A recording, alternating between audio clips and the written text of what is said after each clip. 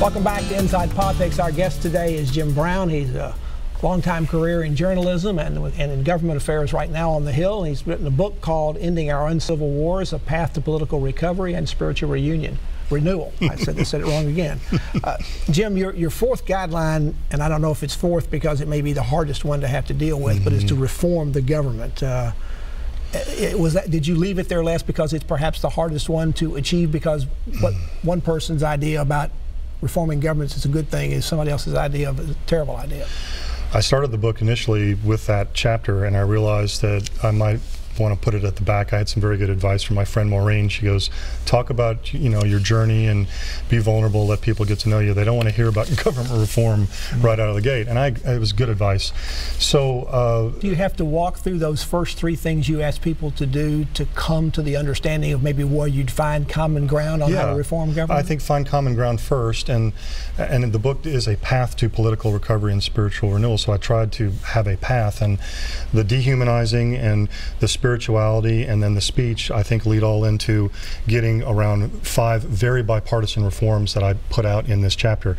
They poll very bipartisan, 60, 70, 80%. I left out things where we don't agree, and I said if we can get these things, which by and large are at the state level, into the federal system, we will reform the government. Not to get into great detail, but what are those for? Yeah, just real quick. Single subject requirements, we've had it in our Constitution in Tennessee since 1870. 41 states have it. And so whenever a bill's passed, it has to be about that subject. It can't be about 3 or 4 one bill at a time. They have to debate it. And what they do at D.C. is it's omnibus, and the special interests kind of lurk, and then the bill comes, 48 hours, they throw it in there and it's out. And people are like, what just passed? So that's a big deal to states that make it function well.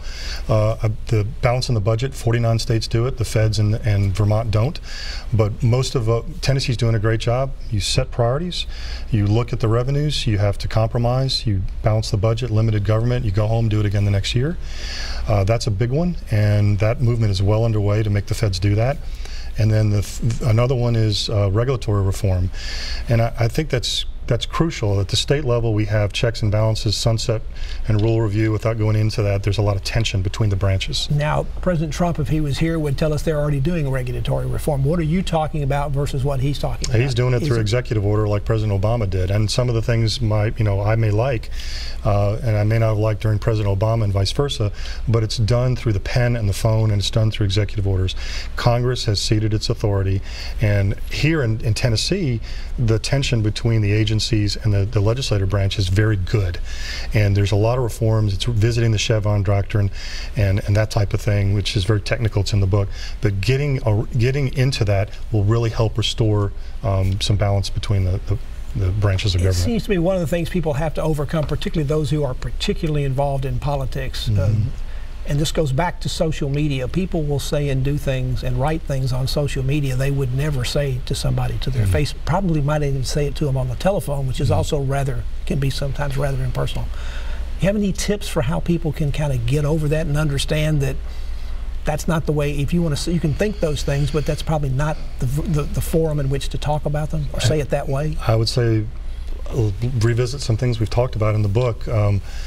The people that I profile that are serving and loved regularly, they're Charlie Strobel with Room in the End, Tim Corbin at Vanderbilt, Bill Lee at the Lee Company, these stories that I share, Bono with U2.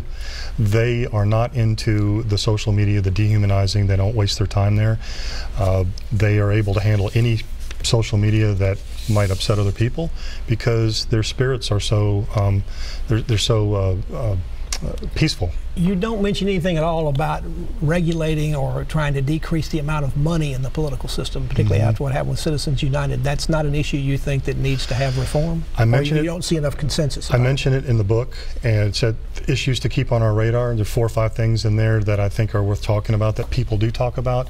But no, I wanted to focus on those 5 areas, and term limits and redistricting are the other 3 that I hadn't talked about yet. But those things I think are where people by and large really agree. Citizens United, people are going to fuss, but is it a big issue? It is. These 4 things you want people and the 17th Amendment is another that I mentioned. I think, how we elect senators is a big deal. People are starting to talk about it, but it's not far enough along. It's not bipartisan. Do you want to send that back to have the states do it, or you just want to have a discussion about whether they should be directly elected discussion, or not? Because I feel like that fits into Citizens United with the money. And read the book, and I think you see how they kind of relate. The four that you mentioned: serve regularly, grow spiritually, protect speech, and reform the government. What do you say to people who say, well, politics is a rough and tumble business? Your ideas are kind of Pollyanna. You're either on the menu or at the table. And a lot of people are over-engaging. This overarching thing we're watching right now, a lot of people are over-engaging, and some people don't like it, and some people are not engaging at all, and they don't like that either. You and I are engaging, we're watching, we're having this conversation. We need to have more of it, and be the change you wish to see. I really do believe that. Again, where can people find this book when it's available? And tell us a little bit more again about what makes your website for this more than just about the book. Okay. EndingOurUncivilWar.com. You can order it now. And going forward, you've got PayPal, debit, credit card. You can do it that way. It's Amazon.com on the 15th of November. Should be live. You can get the EPUB version.